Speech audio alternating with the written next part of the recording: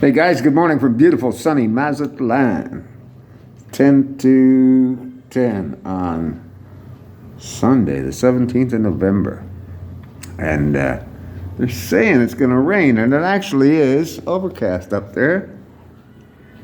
And it was darker earlier. Now they're saying it's going to clear up by noon. I don't think it's going to rain at all, but we'll see.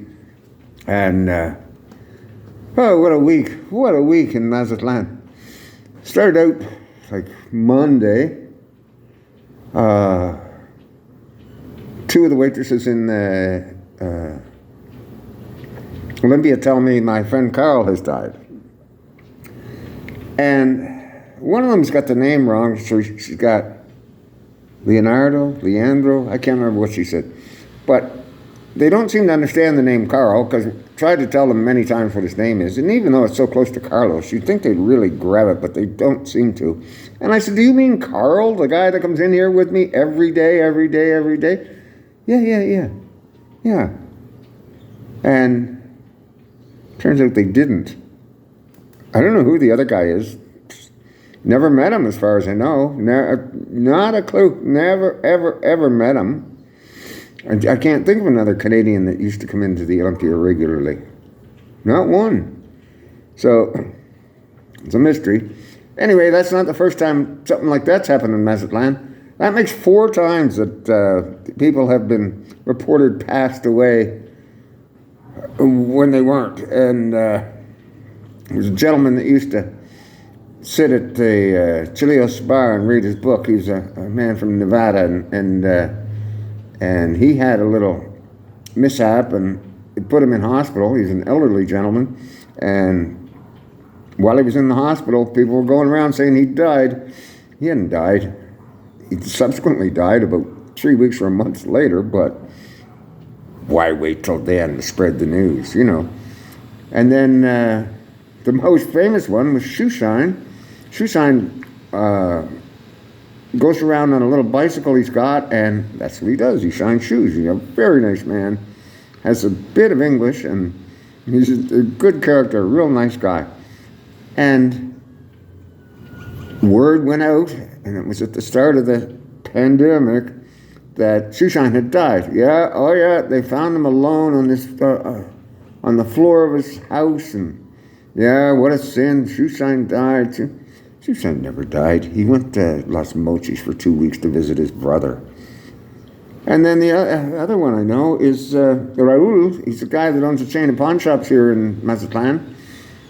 After the Puerto Viejo closed, I hadn't seen Raul for a long while, because that's where I used to see him. And people told me, yeah, Raul died. And I assumed he had. I hadn't seen him anywhere. And only a few weeks ago, I was walking across Zaragoza Square. There's Raul crossing the street. I was kind of surprised to see him. I thought he'd been dead for 3.5 years. I don't know how they get it all so mixed up or screwed up, but it's like I say, it's just not a one-off occurrence. So after sorting that out, Tuesday, I finally figured out that we were talking about 2 completely different people. And only because Cynthia kept saying, Junio, June. And I said, I don't get what you mean by Junio. I don't understand. I said, use your translators. Type it out so I can see what you're saying. And she said, well, I tried to tell you he died in June. He died in June. He was here with me 3 days ago. What are you talking about? And that's when I realized you were talking about somebody else altogether. So, anyway, and then Jaime and Al, I left the Olympia, I went over to the pool hall. It was Tuesday, and they had just seen Carl in the Golden Anchor. So, we all figured out complete misinformation. So then, I hang out with the boys, so they shoot a bit of pool, and then we go over to Happy's Bar in Ariga. There's the little red pickup trucks that you can get a ride in the back of. And Jaime gets in the front, Al and I get in the back. I go to reach down, put my hand on the bench seat that's in there, so I can turn around and sit down. I'm still having vertigo problems, apparently, because down I went, bounced off that seat, and ended up on the floor of the pickup truck. And Jesus Christ. Anyway, no damage. And still went to Happy's with the boys. Had a beer in there. Walked 5 blocks down the street. Got in a pulmonía and went home. No problems. Wednesday morning, I wake up and I got the grip, the flu, something terrible. Just miserable. So I went through Wednesday, Thursday, Friday, just feeling like a bag with it kicked out of it. And Friday night here, and I've been taking it real easy, drinking lots of water, just tons of water, trying to get rid of this flu. And Friday evening here, about 5 o'clock, I had a couple beer in the fridge, and I had a beer, I was watching YouTube videos, and the power goes out. And it was interesting. It was out for a little bit, and within about 5 minutes of it going out, I noticed something. I could hear kids in the street playing, just like we used to do when we were kids. With the power out, they don't have any routers. That means they don't have any internet. They don't have any other games. They don't have Netflix. They don't have whatever it is they watch. So they all had to come out in the street with a soccer ball and play. I thought that was interesting. So at about 8 o'clock, because I'm still nursing this grip, I decided after, I think, 4 or 5 beers over a period of about 3 hours, I said, that's it, I'm going to bed. And I get up to take my empty over and put it in the sink. And on the way, I see a cucaracha. I know that may gross some of you out, but that's the big Mexican cockroaches, and they're around. They're not, it's not like the house is laden with them, but we see one every once in the Great Wall. I see him running across the kitchen floor, and I went to get him, and I was wearing flip-flops. I was stomping around there, trying to stomp on him. I missed him 2 or 3 times. Vertigo took over. And I don't know how it happened, a spin into the cupboards and the corner of the oven.